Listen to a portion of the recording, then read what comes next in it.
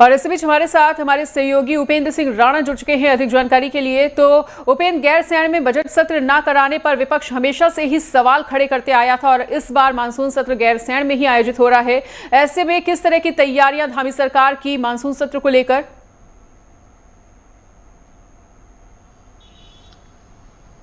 देखिए, जिस तरीके से जो मानसून सत्र है वो मानसून सत्र को लेकर सरकार पूरी तरीके से तैयार है और तैयारी से पहले जिस तरीके से ये कयास ये लगाए जा रहे थे कि इस बार जो है जो मानसून सत्र है वो गैरसैंण में जो है उसको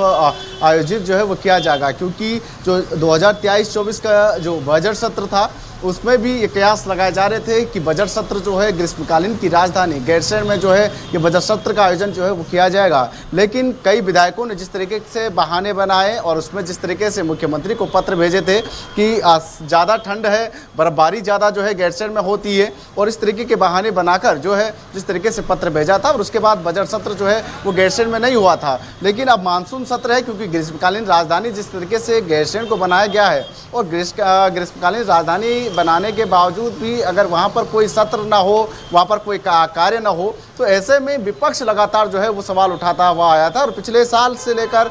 हर बार के सत्र में जो है ये देखा गया था कि विपक्ष लगातार जो है वो सवाल खड़ा कर रहा था। और जिस तरीके से विपक्ष की ओर से जिस तरह के कांग्रेस का एक प्रतिनिधिमंडल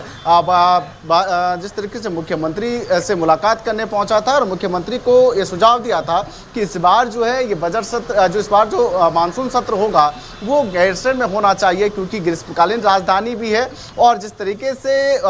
वहाँ के लोगों की कोशिश ये रहती है, जिस तरीके से वहाँ के लोग चाहते हैं कि ग्रीष्मकालीन राजधानी है तो यहाँ पर ग्रीष्मकालीन राजधानी के तहत विधानसभा में कुछ न कुछ कार्यक्रम जो है वो आयोजित होने चाहिए। और जिस तरीके से विधानसभा अध्यक्ष ने भी, ऋतु खंडूरी ने भी कहा था कि ग्रीष्मकालीन राजधानी होते हुए वहाँ पर कार्यक्रम भी होने चाहिए, विधानसभा सत्र भी समय समय पर जो है वो होने चाहिए। और लेकिन इसको लेकर कई बार सवाल भी उठाए गए थे। तो इस बार कोशिश ये की जा रही है, हालांकि अभी आधिकारिक पुष्टि जो है वो सरकार की ओर से नहीं की गई है, लेकिन कांग्रेस की ओर से साफ तौर पर यह कह दिया गया है कि जो प्रतिनिधिमंडल वहाँ पर गए थे उन्होंने साफ तौर पर यह कह दिया है कि 15 अगस्त के बाद जो है वहाँ पर जो है ग्रीष्मकालीन राजधानी में विधानसभा सत्र होगा, जो मानसून सत्र है वो वहाँ पर आयोजित जो है वो किया जाएगा। जल्द ही सरकार जो है इस पर फैसला लेगी और इस पर जल्द जो है निर्णय लेगी। बिल्कुल, तो मानसून सत्र को लेकर तमाम तैयारियां की जा रही हैं और ऐसे में विपक्ष किस किस प्रकार के सवाल खड़े करता है इसका भी खास तौर पर अंदाजा है सत्तापक्ष को, और उन तमाम सवालों के जवाब देने के लिए भी पूरी तरह से धामी सरकार तैयारियां कर रही है और जुटी हुई है। ऐसे में इस बार का मानसून सत्र किस तरह से खास रहने वाला है उपेंद्र, ये भी आपसे जानना चाहेंगे, और किस किस तरह के मुद्दों पर हंगामे के आसार?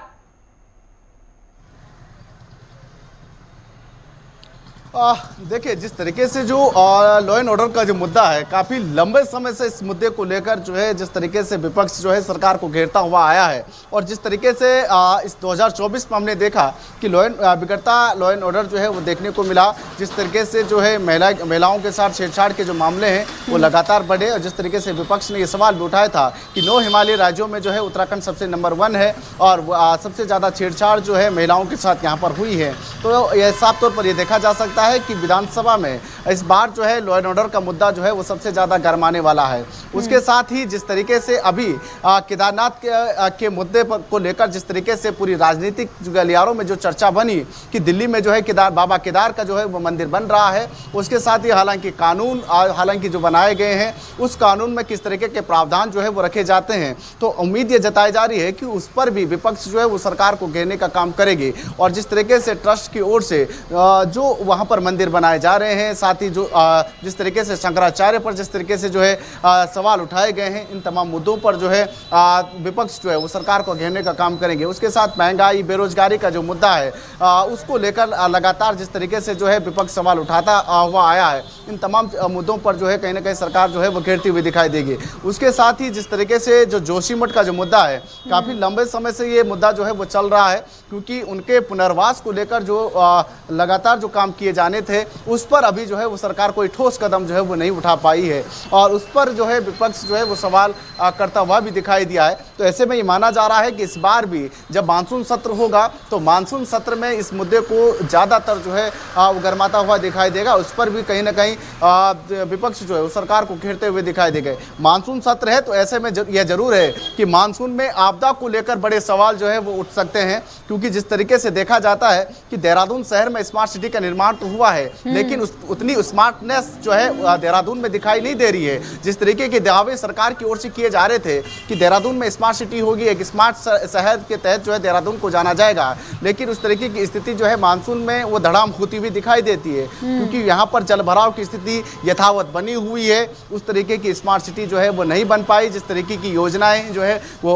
बननी थी, और जिस तरीके से 2024 से पहले जो है इस पूरी स्मार्ट सिटी को जिस तरीके से इस पर काम होना था, इसको पूर्ण होना था, लेकिन अभी तक इस पर कोई काम नहीं हुआ। तो यानी कि आपदा में कहीं ना कहीं स्मार्ट सिटी का मुद्दा भी कहीं ना कहीं मानसून सत्र में जो है वो उठ सकता है, और जिस तरीके के सवाल खुद सरकार के विधायक जो है वो उठाते आए हैं, तो ऐसे में ये माना जा सकता है कि इस बार भी मानसून सत्र में स्मार्ट सिटी का मुद्दा जो है वो गर्माता हुआ दिखेगा। उसके साथ ही जिस तरीके से आपदा में जो भूस्खलन की स्थिति जिस तरीके से होती है, साथ ही जो पहाड़ों में जिस तरीके से नदियों का जलस्तर बढ़ रहा है, और उसके साथ साथ जिस तरीके से जंगलों में जिस तरीके की जो आग देखने को मिली, उसमें जो पेड़ों को नुकसान जिस तरीके से पहुंचा, जंगलों को नुकसान, जो वन संपदा को नुकसान पहुंचा, उसको लेकर कोई ठोस रोड मैप या ठोस कदम जो है वो सरकार की ओर से नहीं लिए गए। इन तमाम मुद्दों को लेकर कहीं ना कहीं विपक्ष जो है वो सरकार को घेरता हुआ दिखाई देगा। यानी कि ये साफ तौर पर ये कह सकते हैं कि इस बार का जो मानसून सत्र है कहीं ना कहीं हंगामेदार रहने वाला है, और इसको लेकर विपक्ष पूरी रणनीति के साथ जो है वो तैयारी जो है वो करता हुआ दिखाई देगा।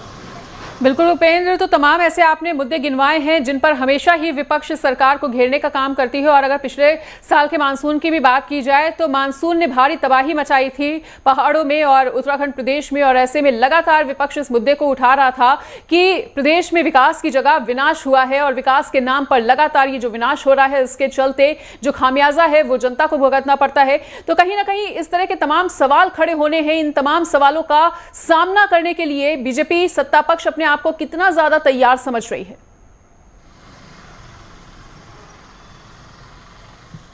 देखिए, आपदा में जिस तरीके के जो स्थिति रहती है और उत्तराखंड की जो भौगोलिक परिस्थिति है वो ये देखी जाती है कि जब भी मानसून होता है या मानसून जब दस्तक देता है तो हमेशा पहाड़ दरकने या पहाड़ से पत्थर गिरने, भूस्खलन की स्थिति या नदी का जल स्तर बढ़ने से पुलों के गिरने, इस तरीके के जो है लगातार मामले जो हैं वो आते हैं। और जिस तरीके से अभी भी जब मानसून की शुरुआत हुई थी उस समय जो जिस तरीके से कुमाऊं मंडल से लेकर जो गढ़वाल मंडल तक जिस तरीके से भारी बारिश देखने को मिली, उसमें जिस तरीके की स्थिति जो है कुमाऊं मंडल में सबसे ज़्यादा जो है क्षतिग्रस्त जिस तरीके से जो है वहाँ पर हुए पुल जो है वो क्षतिग्रस्त हुए, कई ग्रामीण पुल जो है वो क्षतिग्रस्त हुए हैं। और ऐसे में ये साफ तौर पर देखा जाता है कि सरकार की ओर से तमाम दावे जरूर किए जाते हैं और जिस तरीके से अधिकारियों को दिशा निर्देश भी दिए जाते हैं, लेकिन जिस तरीके की जो रोड मैप जिस तरीके से जो तैयार होता है उसके अनुरूप जो है वो काम नहीं हो पाता। तो ऐसे में ये साफ तौर पर ये कह सकते हैं कि सरकार पूरी तैयारी में जुटी होगी। किस तरीके से जो है, क्योंकि आपदा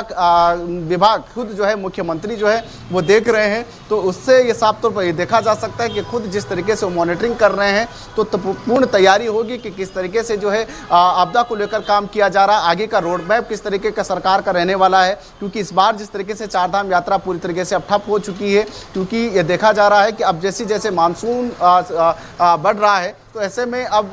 यात्रा भी काफ़ी कम हो चुकी है। उसको लेकर क्या रोड मैप सरकार के पास है, साथ ही जिस तरीके से जो भूस्खलन की स्थिति उसके लिए क्या रोड मैप सरकार के पास है, तो उसको लेकर कहीं ना कहीं सरकार पूरी तैयारी में जुटी होगी कि किस तरीके से विपक्ष के सवालों का जवाब देना है। और जैसे ही सत्र की शुरुआत होगी, तारांकिक अतारांकिक जो प्रश्न होंगे वो किस तरीके से आने वाले हैं, किन किन विधायकों के क्या क्या प्रश्न रहेंगे, वो भी साफ तौर पर ये देखा जाएगा। और उसके बाद जो तैयारी सरकार की रहेगी, उसके बाद विपक्ष के सवालों के जवाब देने को लेकर सरकार पूरी तरीके से तैयार होती हुई दिखाई देगी।